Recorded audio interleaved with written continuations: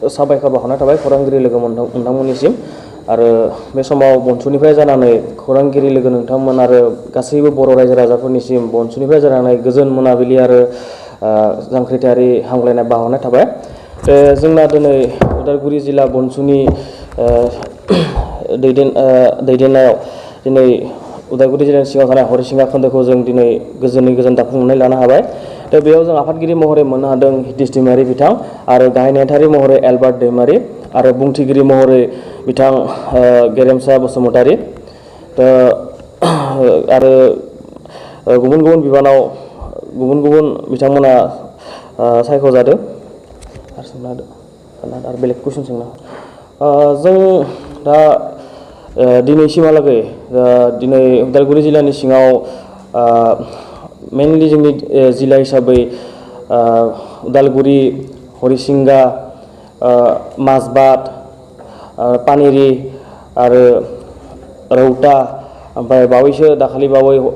टंलाखौबो जों एटकआव जों दा ओमफ्राय बावैसो दाखालि बावै टंलाखौबो जों एटकआव जों दानानै लाबाय आरो फैबाय थानाय समाव जों बाखि जेसेबांखिनि खोन्दो दानो थाखाय जोंहा दंबावो बेखौ जों फारि फारि दालांसिगोन। दा नोंथांमोननि मेन उद्देश्य एम इन फिउचार मानि थाखाय बे बनस'खौ दानाय जादों?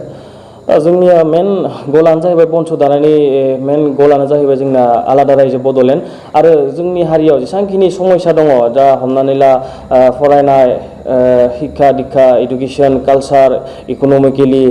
गासैबो बिथिङावनो जाहाथे जोङो जोंनि जाथिनि जेसेबांखिनि समयसा जायो बेखौ जों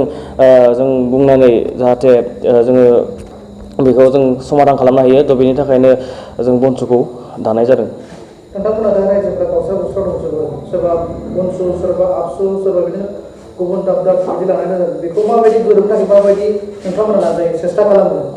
थ' बेयावथ' रायजो राजाफोरा गोनो गोथो जानो थाखाय जेबो गोनांथि गैया। बनस'आ माने बिदि सोरबा पार्टिखौ लानानै बा सोरबा आलादा गुबुन माने संगठनखौ लानानै आफादखौ लानानै बिदि गावस्रा जावस्रि जानो थाखाय जों बनस'खौ दायाखै। जों गासैबो जाहाथे बर' रायजो राजाफोरा ज' जानानै जाहाथे खामानि मावलांनो हायो गासैबो बर' रायजो राजानि थाखाय जोङो बनस'आ मोजाङै खामानि मावलांनो हायो आरो जोङो बर' रायजो राजानि जौगानाय माने बिदि माने जों जेसेबांखिनि समयसा दङ बेखौ जोङो समाधाननि लामायाव लाबोनो हायो बेनि थाखाय जों खामानि मावलांगोन आरो गुबुन बिदि रायजो राजाफोरा सोरबा आलादा माने आफाद बा पलिटिकेल कनस्पिरेसियाव जाहाथे गोदोनो नाङा जोंनि बनस'आ माने बिदि गासिबो रायजो राजाखौ लानानै जों खामानि मावलांगोन आरो बिदि जों गावस्रा गावस्रि खालामनो थाखाय जों बनस'खौ दानाय जायाखै। दिनै नोंथांमोना बर' समाजाव मोजां सानखांनानै दिनै बर' गोग्लैसोनायखौ बोखांनो थाखाय मोनसे गोदान आफाद दानानै बेबायदिनो मोजां लामाखौ देखायदों यांस्टार्सफोरनो बिनि जेंना बेलायाव सोरबाफोर जेंनायाव ओंखारनानै होबथायोब्ला नोंथांमोना माबायदि फोरमायहरनो सानो? बिदिथ' हेंथा होनायनि जिथु बे मोनसे इण्डिया मोनसे डेम'क्रेटिक कान्ट्रि डेम'क्रेटिक नेसन बेयाव जोंहा फान्डामेन्टेल राइट्स दङ जोंहा सांबिधानिक अधिकार दङ जे जोंनि अधिकारखौ मोनफुंनो थाखायसो जोङो बेयाव माने जों खामानि मावलांगोन। जोंनो इण्डियान कनस्टिटिउसना जोंखौ राइट्स होदों बा भारत संबिधाना जोंखौ अधिकार होदों जे जोंनि मोन्थायखौ जों मोननो थाखाय जे बेयाव गुबुन आफादा बेयाव जोङो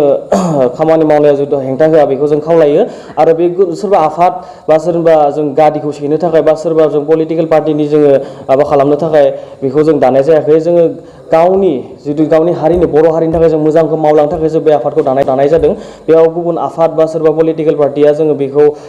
जोङो गाज्रि बा बिदि गावस्रा गावस्रि खालामनो थाखाय बा जों गुबुन माने आफादा जोंखौ हेंथा होनायखौबो जों बिदि खावलायो जे बिदि जाहाथे फैगौ समाव बिदि खालामा बा जों बिदिखौ लुबैया बेखौनो खावलायो।